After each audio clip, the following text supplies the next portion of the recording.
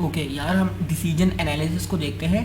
ठीक है, decision analysis मैं अपनी पूरी कोशिश करूँगा कि मेरी इन्फॉर्मेशन जितनी है वो मैं आपको प्रोवाइड कर सकूँ। ओके, तो डिसीजन एनालिसिस में कुछ मखसूस टर्म है जो आपने दिमाग में रखनी है। ठीक है, जब भी आप प्रॉब्लम की फॉर्मुलेशन कर रहे होगे तो आपने पहले डिसीजन ऑल्टरनेटिव को दिमाग में रखना है। डिसीजन ऑल्टरनेटिव क्या होता है? वो तमाम चांसेस होते हैं जो कि नोन होते हैं। ठीक है, वो चांसेस जो आप जानते हो। ठीक है, यानी कि कोई काम करने या ना करने की चॉइसेस जो है ना वो हमारे पास डिसीजन ऑल्टरनेटिव होती हैं और हमें इसके बारे में पता होता है। और सेकंड टर्म जो है ना वो चांस इवेंट है।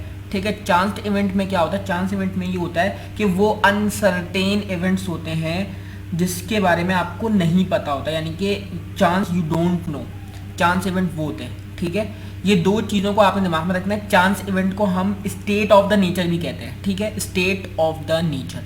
अब हमारे पास एक प्रॉब्लम है पिटसन डेवलपमेंट कॉरपोरेशन की, जिसको हम पीडीसी बहुत दफ़ा क्या कहते हैं यूज़ कर रहे हैं। अब इसमें यहाँ पे ये मसला ये है कि यहाँ पे ये ना एक लग्जरी अपार्टमेंट कॉम्प्लेक्स बनाना चाहते हैं। ठीक है, और ये जो है ना size of the new luxury apartment को सिलेक्ट करना चाहते हैं, जिसकी वजह से इनको एक लार्ज प्रॉफिट जो कॉम्प्लेक्स बनेगा ये लीड करेगा कि इनको एक लार्जेस्ट प्रॉफिट मिल सके। ठीक है, अब यहाँ पे हमारे पास क्या कहते हैं कुछ डिसीजन ऑल्टरनेटिव्स हैं।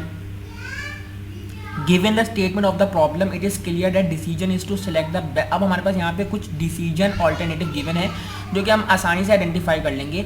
और इस सवाल के अंदर हमारे पास 3 डिसीजन हैं कि हम एक स्मॉल कॉम्प्लेक्स बनाएं। ये सर ने हमें सवाल कराया हुआ है, लेकिन मैं इसको तरकीब से लेके चल रहा हूँ कि सर ने इसमें क्या बताया हुआ है। इसमें सर ने सब कुछ बताया हुआ है। ठीक है, तरकीब से चलेंगे तो हम यहाँ पे रिस्क प्रोफाइल भी देख लेंगे और आगे 2-3 चीज़ें, प्रोबेबिलिटी कैसे निकालनी है वगैरह वगैरह।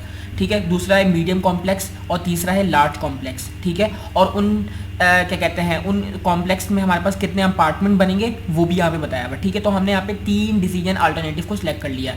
पहले वाले को D1, सेकंड वाले को D2, तीसरे वाले को D3 का नाम दिया है। ठीक है, अब ये 3 हमारे पास डिसीजन ऑल्टरनेटिव हैं। ये वो डिसीजन ऑल्टरनेटिव हैं जिनके बारे में हमें पता है, हम जानते हैं। ये वो चांसेस हैं जो कि हमें पता है। ठीक है, अब यहाँ पे हमारे पास कुछ स्टेट्स ऑफ द नेचर भी हमें प्रोवाइड किए गए हैं। हर सवाल में आपके पास स्टेट ऑफ द नेचर लाजमी दिया जाएगा।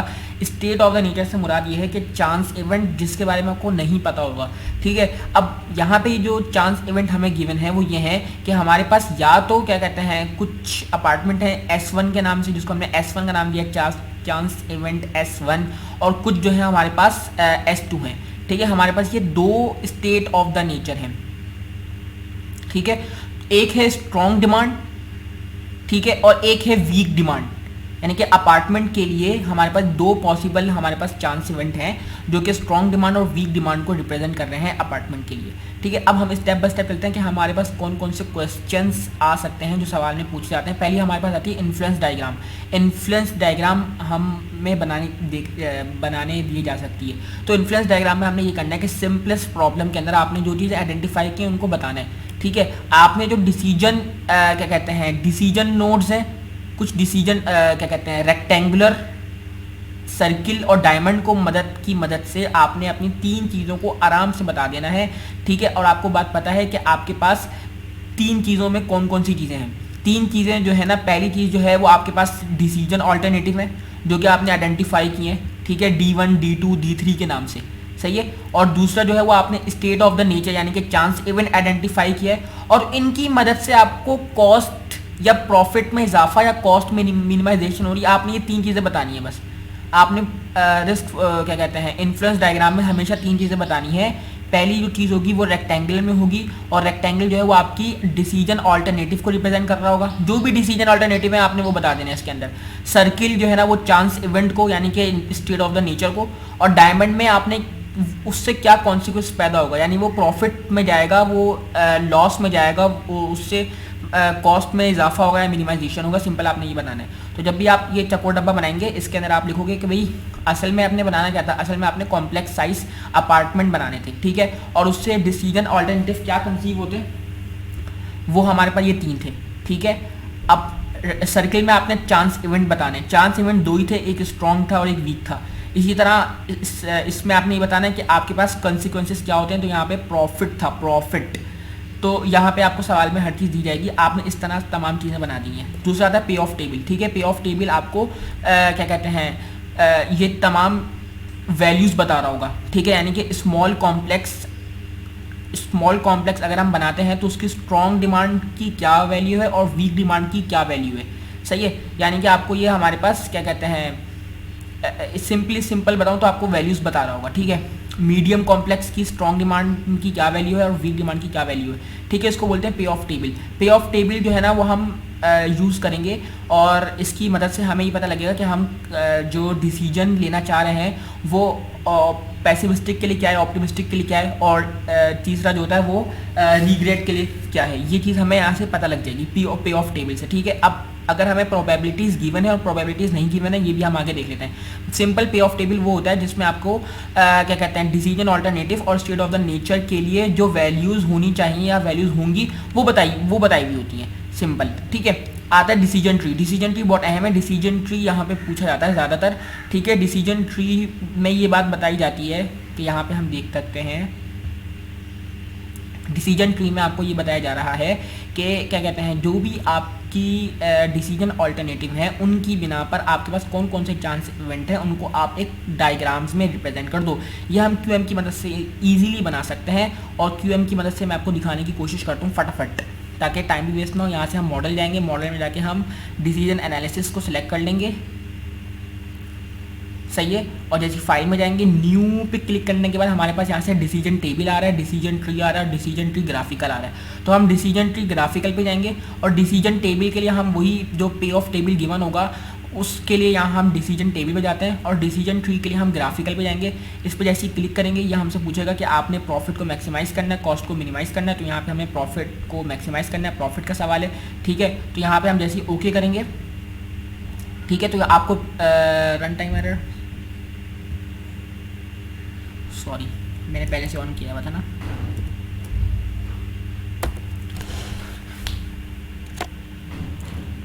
मैं आपको सिंपली दिखा देता हूँ वरना शायद आप लोगों को ये बात पता हो, लेकिन एक कॉन्सेप्ट क्लियर हो जाएगा आप लोगों का, मेरा भी। यहाँ पे हम गए डिसीजन एनालिसिस पे फौरन, ठीक है। और यहाँ पे हम न्यू जाने के बाद हमने डिसीजन ट्री ग्राफिकल को किया, ठीक है। यहाँ पे प्रॉफिट मैक्सिमाइजेशन किया, ठीक है। और यहाँ पे हमने ओके कर दिया। जैसे हमने ओके किया हमारे पास ये नोट बनी हुई आएगी अल्हम्दुलिल्लाह, सही है। अब हमने ये बताना है कि क्या कहते हैं पहली नोट हमें पहली बनी हुई आएगी, ठीक है। अब हमने इसमें एक्शंस परफॉर्म करने कि हमें कितनी ब्रांचेस चाहिए। तो अब अपने सवाल के मुताबिक देखेंगे कि हमारे सवाल में कितनी ब्रांचेस थी। सवाल में हमारे पास 3 ब्रांचेस थी, स्मॉल, मीडियम और लार्ज, यानी कि कितने डिसीजन ऑल्टरनेटिव हैं उसकी बिना पर। तो यहाँ पे हम फ़ौरन जाके 3 लिखेंगे, तीन ब्रांचेस ऐड कर देंगे, यानी 3 डिसीजन ऑल्टरनेटिव थे वो हमारे यहाँ पर आ गए, ठीक है। ये 3 डिसीजन ऑल्टरनेटिव, यानी कि 2 पे क्लिक करेंगे तो हमारे पास पहला डिसीजन आ जाएगा जो कि यहाँ पे हम लिखा हुआ है, ठीक है। तो आप यहाँ पे इसकी वैल्यू को चेंज कर सकते हैं, स्मॉल, ठीक है। 3 पे क्लिक करेंगे तो डिसीजन 2 आ जाएगा, यहाँ पे आप लिख दोगे लार्ज। और 4 पे क्लिक करेंगे तो यहाँ पे आ जाएगा स्मॉल, लार्ज और मीडियम, सही है। ये आपके पास 3 वो आ जाएंगे, ठीक है। 3 डिसीजन ऑल्टरनेटिव आपने यहाँ पे अप्लाई कर दिए। फिर आप यहाँ पे आओगे 2 पे, ठीक है। अब 2 पे यहाँ पे हमारे पास चांस इवेंट जो थे वो चांस इवेंट थे 2, स्ट्रॉन्ग या वीक, स्मॉल के लिए भी, मीडियम के लिए भी और लार्ज के लिए भी। इसी तरह हम इसको यहाँ पे बता देंगे। यहाँ पे जाएंगे, यहाँ पे करेंगे भाई हमें 2 ब्रांचेस ऐड कर दो, स्ट्रॉन्ग, और यहाँ भी 2 ब्रांचेस ऐड कर दीजिए और यहाँ भी 2 ब्रांचेस ऐड कर दीजिए, सही है। अब जब आप यहाँ पे देखोगे तो यहाँ पे आपको 2 चीज़ें मिल रही हैं कि पहला आपके पास जो है वो प्रोबेबिलिटी है और दूसरा वो है प्रॉफिट, ठीक है। वो आपको पे ऑफ टेबल से मिलेगा और आप यहाँ पे अप्लाई करके आप इसको सॉल्व कर सकते हो। मैं सिर्फ आपको बता रहा था कि आपने ये कैसे बनाना है, ज़्यादातर को ये पता ही होगा। हम आगे चलते हैं, जो अहम चीज़ है वो देख ले रहे हैं। ये डिसीजन ट्री हो गया, इससे हमें हमारे पास EV यानी कि एक्सपेक्टेड वैल्यू मिल जाती है। एक्सपेक्टेड वैल्यू हमें इससे मिल जाती है लाजमी तौर पे ना, डिसीजन ट्री से। अच्छा आगे चलते हैं, ठीक है। यहाँ पे हमारे पास क्या होता है कि हम जो है ना क्या कहते हैं डिसीजन मेकिंग विदाउट प्रोबेबिलिटीज़ निकालने की कोशिश करते हैं। प्रोबेबिलिटी अगर हमें नहीं गिवन होगी तो वो बाय डिफ़ॉल्ट 0 प्रोबेबिलिटी ले लेगा डिसीजन टेबल के अंदर, ठीक है। डिसीजन टेबल में वो प्रोबेबिलिटी 0 ले लेगा, सही है, और हम इसको रख के देखेंगे भी क्योंकि हमें यहाँ पे पे ऑफ टेबल गिवन था, ये बात क्लियर करना बहुत ज़रूरी है। सही है, तो हम यहाँ से फाइल में जाएंगे, न्यू पे जाएंगे, ठीक है, ये हमने डिसीजन ट्री बनाया था, ये हम डिसीजन टेबल पे जाएंगे फ़ौरन। डिसीजन टेबल पे जाने के बाद यहाँ पे हमें लिखना है कि नंबर ऑफ ऑल्टरनेटिव और नंबर ऑफ नेचुरल स्टेट, यानी कि नंबर ऑफ ऑल्टरनेटिव क्या होगा, नंबर ऑफ ऑल्टरनेटिव हमारे पास यहाँ पे अगर हम देखें जल्दी से, number of alternative decision alternative यानी कि 3 है, ठीक है, और हमारे पास स्टेट ऑफ द नेचर कितनी है, 2। सही है, तो नंबर ऑफ ऑल्टरनेटिव हम यहाँ लगाएंगे 3 और स्टेट ऑफ द नेचर यानी कि चांस इवेंट 2 है, स्ट्रॉन्ग और वीक, यहाँ पे जल्दी से ओके करेंगे, ये हमारे पास बना हुआ आ जाएगा। प्रोबेबिलिटीज अभी 0-0 है क्योंकि अभी हमारे पास प्रोबेबिलिटी नहीं है, हमारे पास सिर्फ पे ऑफ टेबल है। तो हम 8, 14, 20 डालते हैं जल्दी से, 8, 14, ये आगे के लिए बहुत ज़रूरी है, जब आगे हम वो निकालेंगे ना EMPI EMVI पता नहीं क्या था वो, 7, 5, 9 और शायद ये है माइनस का 9, ठीक है। अब हमारे पास प्रोबेबिलिटी अभी मैंने 0-0 पुट करी क्योंकि प्रोबेबिलिटी हमारे पास नहीं है। सही है, तो अब एक और काम कर लेते हैं जिससे और क्लियर हो जाएगा, स्मॉल मीडियम लार्ज, ये कर लेते हैं वरना ना इससे आसानी हो जाएगी। स्मॉल MEDIUM मीडियम और LARG लार्ज, सही है, और ये है STRONG स्ट्रॉन्ग और ये है WEAK वीक। इसको सॉल्व करते हैं तो हमें ये पता लगा इस डायग्राम से, ये पता लगता है कि स्मॉल मीडियम लार्ज। सही है, अब यहाँ पे ना 3 अप्रोचेज आती हैं, ठीक है, वो 3 अप्रोचेज जो है ना वो ऑप्टिमिस्टिक, पेसिमिस्टिक और मिनिमम रेग्रेड है, ठीक है, मिनिमम रेग्रेड। तो यहाँ पे हमें पहले पता लगता है कि हमारे पास यहाँ पे छोटा सा टेबल आ रहा होता है, यानी कि maxi max is 20 given by the large, यानी कि लार्ज जो कॉम्प्लेक्स है वो हमें मैक्सी मैक्स दे रहा है, स्मॉल जो है वो हमें मैक्सी मिन दे रहा है जो कि हमारे पास 7 आ रहा है। सही है, अभी बता रहे हैं कि मैक्सिमम, ठीक है, मैक्सिमम हमें ये बता रहा है, और इसमें जो मैक्सी मिन है वो 7 है और मैक्सी मैक्स है जो वो 20 है। 20 कहाँ से आ रहा है, लार्ज से आ रहा है, और 7 कहाँ से आ रहा है, स्मॉल से आ रहा है। अब हमें जल्दी से ये देखना है कि इसका मतलब है क्या। इसका मतलब ये है कि हमारे पास 3 तरह के लोग होते हैं। पहला जो होता है वो क्या होता है, ऑप्टिमिस्टिक बंदा होता है। ऑप्टिमिस्टिक जो है वो हमेशा, ऑप्टिमिस्टिक बंदा वो होगा जो हमेशा max of the max, strong demand को रिप्रेजेंट करेगा, स्ट्रॉन्ग डिमांड को, ठीक है। ऑप्टिमिस्टिक ने हमेशा, देखो यहाँ पे भी वही सेम चीज़ बताई हुई जो हमने वहाँ पे देख ली है कि maximum of the pay of जो है ना वो लार्ज है और वो 20 है, 20 मिलियन है, क्योंकि यहाँ पे थाउजेंड्स ऑफ, सवाल में थाउजेंड्स ऑफ वो भी दिया हुआ है, तो 20 को रिप्रेजेंट कर रहा है, ठीक है। तो यहाँ पे हमें QM में भी बताया हुआ है कि maxi max is 20 by the large, यानी कि लार्ज कॉम्प्लेक्स जो है वो 20 पे ऑफ दे रहा है, ठीक है। और ये जो अप्रोच होगी वो कौन सी अप्रोच होगी, ऑप्टिमिस्टिक अप्रोच। तो जब भी ऑप्टिमिस्टिक अप्रोच आपने सेलेक्ट करनी होगी तो आपने सबसे ज़्यादा मैक्स ऑफ द मैक्स को सिलेक्ट करना है, टेबल में से मैक्स ऑफ द मैक्स को सिलेक्ट करना है। अभी हमने विदाउट प्रोबेबिलिटीज जा रहे हैं, ठीक है। फिर आएगा कंजर्वेटिव बंदा। कंजर्वेटिव बंदा वो होगा जो कि पेसिमिस्टिक होगा, ठीक है। पेसिमिस्टिक को हम कंजर्वेटिव बोलते हैं, जो कि वीक डिमांड को, यानी कि मैक्स ऑफ द मिन को सिलेक्ट करेगा। अब यहाँ पे बता भी रहे, हमें खुद से सिलेक्ट करने की जरूरत नहीं, वो बता रहा है कि मैक्सी मिन यानी मैक्स ऑफ द मिन is 7 given by the small. तो जो पेसिमिस्टिक बंदा होगा, कंजर्वेटिव बंदा होगा, वो स्मॉल को सिलेक्ट करेगा, ठीक है। और स्मॉल क्या आ रहा था, 7 आ रहा था, तो इसका पे ऑफ कितना है, मैक्सी मिन का जो पे ऑफ है वो 7 है और वो स्मॉल सिलेक्ट कर रहा है। तो जो कंजर्वेटिव बंदा होगा, ठीक है, वो जो है वो स्मॉल कॉम्प्लेक्स D1 को सिलेक्ट करेगा, ठीक है, जिसकी जो रेंज है, मिनिमम रेंज हमें वो पे ऑफ कितना दिया हुआ है, 7 दिया हुआ है, ठीक है। और जब हम रीग्रेड देखते हैं तो यहाँ से हम रीग्रेड भी देखते हैं। रीग्रेड हम कैसे आएंगे, विंडो पे जाएंगे, यहाँ पे लिखा हुआ है रीग्रेड और अपॉर्चुनिटी लॉस। जब इस पर हम क्लिक करेंगे तो हमें टेबल मिल जाएगा और यहाँ पे वो बता रहा होगा कि भाई बताओ ये कौन सा है। तो मिनिमम रीग्रेड हमें मिल रहा है 6, और 6 कहाँ पे आ रहा है, 6 आ रहा है मीडियम पे, ऐसे देखते हैं, यानी कि यहाँ पे बता रहा है 6 जो है वो मिनिमम रेग्रेड है। और देखो इन तीनों में 6 कहाँ पे, 6 जो है वो यहाँ पे मीडियम वाले, बीच वाले में। तो जो क्या कहते हैं, मिनिमाइज द रीग्रेड या मिनिमम रीग्रेड का जो होगा वो कौन सा सिलेक्ट करेगा, वो सिलेक्ट करेगा मीडियम वाला, जो आगे देखने वाले। अगर हम देखें मिनिमैक्स रीग्रेड अप्रोच, तो इसके मुताबिक जो है वो मीडियम वाला सिलेक्ट किया जाएगा, यानी कि मिनिमम ऑफ द मैक्सिमम रीग्रेड वो जो है वो मीडियम वाला सिलेक्ट किया जाएगा, जिसका पे ऑफ है 6। इसमें आपको कोई कंफ्यूजन नहीं है, ये हमने विदाउट प्रोबेबिलिटीज जो है ना क्या कहते हैं पेसिमिस्टिक, ऑप्टिमिस्टिक और मिनिमम रेगरेट निकाला है। अब हम जल्दी से आगे चलते हैं, ठीक है। अगर हमारे पास अगर डिसीजन मेकिंग विद प्रोबेबिलिटीज़, अगर हमें प्रोबेबिलिटीज़ दी हुई हों तो प्रोबेबिलिटीज़ अगर दी हुई होंगी तो हम ई भी मालूम कर लेंगे, एक्सपेक्टेड वैल्यू। एक्सपेक्टेड वैल्यू हम इजीली मालूम कर सकते हैं अगर हमें क्या दी हुई हो, अगर हमें प्रोबेबिलिटीज़ गिवन हो। अब यहाँ पे वही डायग्राम जो हमने बनाई थी, अब इस डायग्राम में ये वो वैल्यूज़ हैं 8, 7 जो हमें पे ऑफ टेबल में दी हुई थी, 14, 5, 20 माइनस का 9, ठीक है। अब हमें वो स्ट्रॉन्ग और वीक डिमांड की प्रोबेबिलिटीज़ दे रहा है, यानी कि P of S1 0.8, P of S2 0.2। अच्छा ये बात दिमाग में रखिएगा कि दो कॉन्सिक्वेंसेस की, दो चांस इवेंट की प्रोबेबिलिटीज़ को सम जो होगा वो बनाना चाहिए, ठीक है। तो 0.8 प्लस 0.2 1 आएगा, ठीक है, 100% आएगा, यानी कि 0.8 और 0.2 स्ट्रॉन्ग और वीक की, 0.8 0.2 0.8 0.2। तो आपने अब एक्सपेक्टेड वैल्यू कैसे निकालनी है? एक्सपेक्टेड वैल्यू से निकालनी है कि इसकी S1 की प्रोबेबिलिटी को आपने इसकी पे ऑफ की वैल्यू से मल्टीप्लाई करना है, यानी कि 8 multiply by 0.8 plus 0.2 multiply by 7। तो स्मॉल की आपके पास एक्सपेक्टेड वैल्यू आ जाएगी, सिंपल।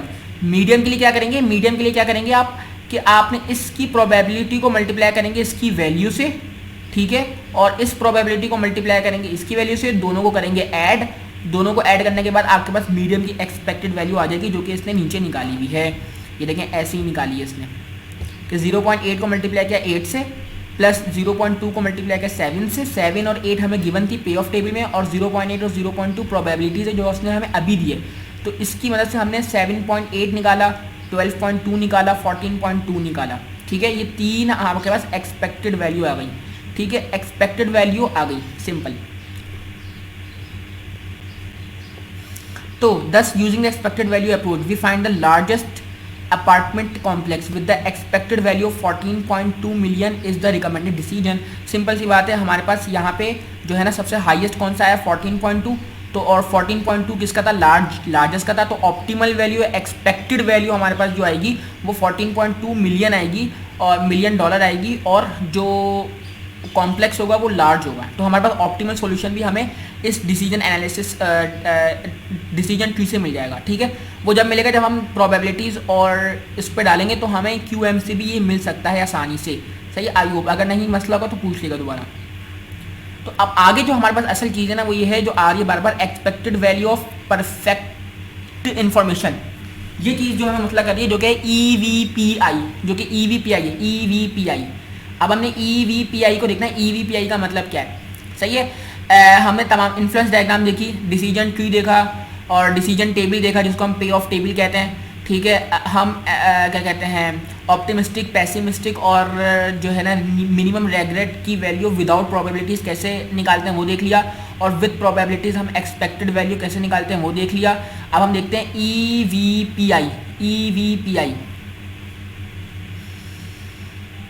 ओह, अब यहाँ पे बताया जा रहा है कि EVPI का मतलब क्या है कि ये एक डिसीजन स्ट्रेटजी है, यानी कि सिंपल डिसीजन है जो कि इस बात को स्पेसिफाई करता है जो हमारे पास डिसीजन ऑल्टरनेटिव हैं जो हमने अभी सिलेक्ट किया है न्यू इन्फॉर्मेशन के लिए, क्या वो अवेलेबल होगा भी नहीं होगा, यानी कि expected value for perfect information. अब हमारे पास परफेक्ट इन्फॉर्मेशन आ गई है कि भाई लार्ज कॉम्प्लेक्स आपने सेलेक्ट करना है, उसकी पे ऑफ टेबल ये है, एक्सपेक्टेड वैल्यू ये है, क्या ये चीज़ अवेलेबिलिटी है भी या नहीं है इस चीज़ की। इस चीज़ को हमने ना EVPI से रिप्रेजेंट करना होता है, ठीक है। अब आपने ये बात बतानी होती है कि हमारे पास अभी क्या एक्सपेक्टेड वैल्यू हमारे पास क्या बनी थी, ठीक है, जो अभी हमने देखी है। अब हमने देखा यहाँ पे हमारे पास P of S1 0.8, P of S2 0.2, ये हमारे पास अभी हमने प्रोबेबिलिटीज़ कंसीडर की थी जो कि हमने तीनों को प्रोवाइड की थी, 0.8, 0.2, 0.8, 0.2। ये तीन स्टेट्स ऑफ नेचर को हमने प्रोबेबिलिटीज़ प्रोवाइड की थी, ये हमने यहाँ पे लिख दी, सही है। तो अब यहाँ पे ये बताया जा रहा है कि हमारे पास हमने 0.8 स्टेट ऑफ नेचर S1, ठीक है, और हमारे पास डिसीजन ऑल्टरनेटिव क्या सिलेक्ट हुआ था D3, और उसकी वैल्यू कितनी आई थी 20 मिलियन। यहाँ मैं आपको दिखा देता हूँ, ये देखें 20 मिलियन। लार्ज क्या था? S3 था, यानी कि डिसीजन 3 था, ठीक है, और उसकी वैल्यू कितनी आ रही है 20 मिलियन आई थी, ठीक है। और दूसरा क्या था 7 मिलियन आई थी जो कि कौन था? स्मॉल था, जो कि S1 था। ये S1 है, ये S2 है, ये S3 है, सॉरी। तो यहाँ पे देखते हैं क्या बताया रहा है। S1 state of the nature S1 ठीक है। डिसीजन यानी कि D1 D2 D3 जो मैंने S1 S2 S3 बोला ना वो D1 D2 D3 है। तो मैं आपको ये बताने की कोशिश कर रहा हूँ कि अभी हमारे पास दो अहम वैल्यूज़ आई थी जो कि क्या कहते हैं 20 मिलियन थी और डिसीजन अल्टरनेटिव D3 था यानी कि लार्ज था, ठीक है। और दूसरी क्या थी 7 मिलियन थी, ठीक है, और उसका जो डिसीजन अल्टरनेटिव था वो D1 था, ठीक है। यहाँ पे आपको दिखा सकता हूँ दोबारा, ये देखें स्मॉल और लार्ज इन दोनों की आई थी, देखो स्मॉल और लार्ज, इसके साथ 7 मिलियन है, इसके साथ 20 मिलियन है, इसमें कोई मसला, सही है। अब यहाँ पे हमें ये बात पता लग गई है कि हमने जब भी वो निकालना है EVPI निकालना है, EVPI निकालना है, तो हमने जो हमारे पास दो पे ऑफ टेबल डालने के बाद दो डिसीजन आए थे उनको आपने सेलेक्ट कर लेना है। यानी कि पहला आया था आपका 20 मिलियन का और दूसरा आया था हमारे पास 7 मिलियन का, सही है, जिसका पे ऑफ ये बना था सिंपल। और उसने D3 को सिलेक्ट किया था जब 20 मिलियन आया था और इसने D1 को सिलेक्ट किया था जब हमारे पास 7 मिलियन आया था। तो अब आपने यहाँ पे क्या करना है, यहाँ पे आपने EVPI में ये करना है कि आपने, सही है, 20 में से एक चीज़ मैं ज़रा देख लूँ,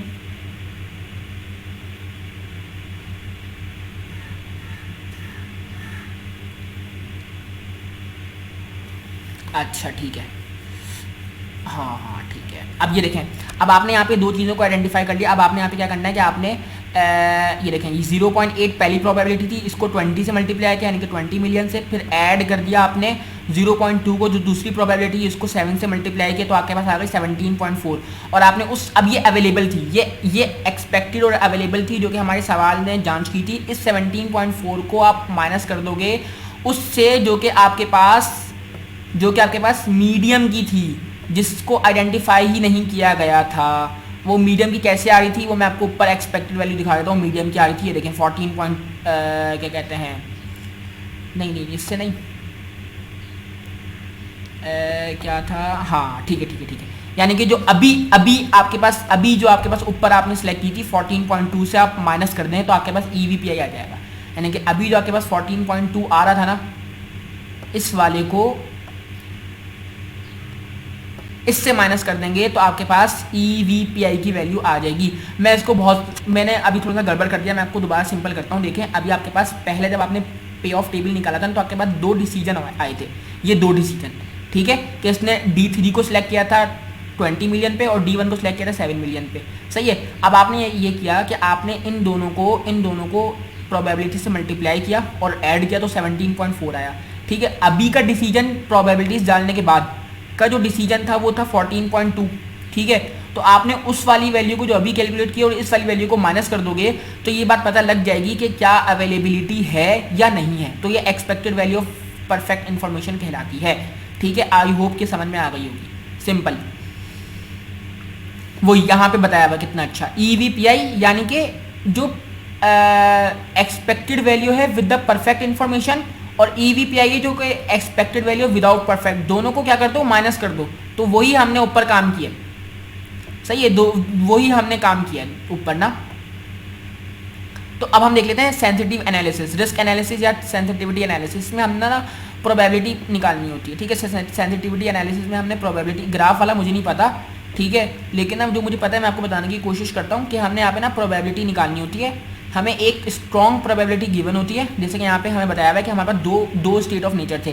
तो पहली हमने P ऑफ S1 ले लिया जो कि हमारे पास, ठीक है, ये है यानी कि स्ट्रॉन्ग प्रोबेबिलिटी है, ठीक है। और दूसरी जो है ना वो P ऑफ S2 है जो कि वीक थी। तो अब हम क्या करेंगे, स्ट्रॉन्ग वाली प्रोबेबिलिटी को हम माइनस कर देंगे 1 से, यानी कि 1 माइनस P हो जाएगा, ठीक है। जाहिर सी बात है जो वीक है वो स्ट्रॉन्ग से 1 माइनस करके आएगी, अंडरस्टैंड। यानी कि स्ट्रॉन्ग P थी तो जो वीक होगी उसमें से क्या करेंगे 1 को माइनस कर देंगे। तो ये दो चीज़ें हमने निकाल ली, कैलकुलेट कर ली, सिंपल सी बात है, ठीक है। अब आपने यहाँ पे क्या करना है, यहाँ पे ना हमारे पास दोनों के उसको आपने यहाँ पे मेरे पास बहुत अच्छी तरीके से हुआ है, ज़्यादा समझ में आएगा। असाइनमेंट के सवाल करने होंगे लेकिन असाइनमेंट में बहुत सारी चीज़ें समझ में नहीं आ रही, तो इसलिए सिर्फ मैं इस चीज़ को कंसीडर कर रहा हूँ। 2 मिनट रुको शरियार, नहीं मैं जल्दी से समझाने की कोशिश करूंगा। अब यहाँ पे देखो, यहाँ पे हमारे पास ना पी हमने कंसीडर किया, ठीक है, probability of the strong demand से, ठीक है, स्ट्रॉन्ग डिमांड से हमने प्रोबेबिलिटी को कंसीडर कर लिया, सिंपल है, वही ये देखो लिखा हुआ है ग्राफिकल सेंसिटिविटी एनालिसिस, ठीक है, ये हम करने जा रहे हैं। तो अब हमने यहाँ पे क्या करना है, यहाँ पे ये करना है कि आपके पास सिंपल दो इक्वेशन बनेगी। एक आपके पास बनेगी एक्सपेक्टेड वैल्यू फुल, यानी कि एक state of the nature, expected value दूसरी स्टेट ऑफ द नेचर की, एक फुल थी और एक डिस्काउंट थी, यानी कि एक अगला सवाल है, ठीक है, यानी कि ये S1 थी, ये S2 थी। अब आपने यहाँ पे ये करना है कि आपके पास P ऑफ 960 आपके पास वैल्यू मौजूद है यहाँ पर, जो कि मैं आपको दिखा देता हूँ ताकि कन्फ्यूजन ना हो। ये देखें 960 यहाँ पे ये रही मौजूद फुल प्राइस की, यहाँ पे, ठीक है, फुल प्राइस की जो है ना स्ट्रॉन्ग की जो है 960 है और वीक की जो है वो 490 है, डिस्काउंट की जो है वो 670 है और इसकी जो है वो 320 है, ठीक है। अब यहाँ पे हम ये निकालने जा रहे हैं प्रोबेबिलिटी, जिसको हम सेंसिटिविटी एनालिसिस कहते हैं, ठीक है, वो ये है। तो अब हमने यहाँ पे क्या किया, देखिए 960 स्ट्रॉन्ग थी, 1 माइनस पी जो कि वीक थी, तो 490 को मल्टीप्लाई किया इससे ताकि ये वीक वाली थी, देखिए 490 जो थी वो वीक वाली थी, मैं आपको दोबारा दिखाता हूँ, 490 जो थी वो वीक वाली थी, इसलिए उसको 1 माइनस पी से मल्टीप्लाई किया, स्ट्रॉन्ग वाली 960 थी इसलिए उसको पी से मल्टीप्लाई किया, सही। इसी तरह डिस्काउंट में 670 को पी से मल्टीप्लाई करेंगे और 320 को 1 माइनस पी से मल्टीप्लाई करेंगे। इस तरह हमारे पास दो इक्वेशन आ जाएंगी, आई होप के समझ में आ रहा होगा।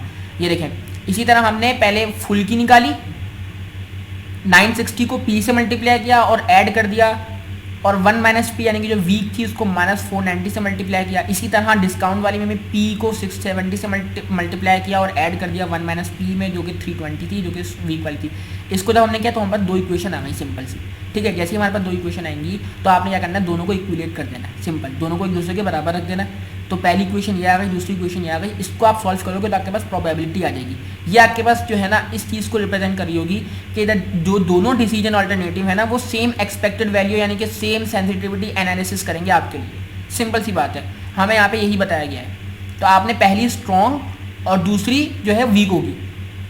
तो अब आपने यहाँ पे कुछ नहीं करना, यहाँ पे आपने उन वैल्यूज़ को पुट करना है जो कि मौजूद थी आपके पास। यहाँ पे ना सही तरह किया नहीं, देखिए यहाँ पे वही दो वैल्यूज़ आ गई, ठीक है, दोनों वैल्यूज़ हमारे पास आ गई। अब इन दोनों वैल्यूज़ को हम क्या करेंगे, इक्विलेट करेंगे तो हमारा आंसर आ जाएगा, सिंपल। अब देखिए इसमें तमाम चीज़ें आपने बताई हैं, आप जाके देखेंगे तो आपको समझ में आने की कोशिश होगी इंशाल्लाह, ठीक है। आगे की चीज़ें जो है ना वो नहीं है इतनी ज़्यादा, मैं कोशिश करता हूँ।